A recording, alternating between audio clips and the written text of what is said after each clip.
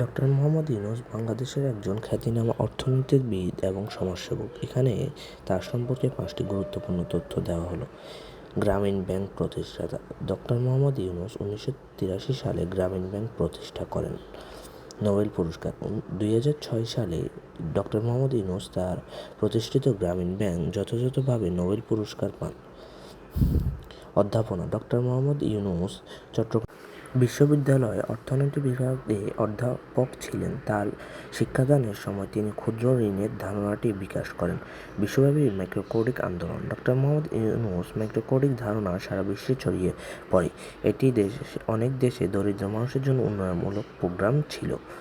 অন্যান্য উদ্যোগের মধ্যে ডক্টর মোহাম্মদ ইউনূস গ্রামীণ টেলিকম, গ্রামীণ শক্তি ইত্যাদি বহু সামাজিক উদ্যোগ প্রতিষ্ঠা করেছেন, যা দেশের সামাজিক ও অর্থনৈতিক উন্নয়নে গুরুত্বপূর্ণ ভূমিকা রেখেছে। ভিডিওটি ভালো লাগলে অবশ্যই লাইক এবং সাবস্ক্রাইব করবেন।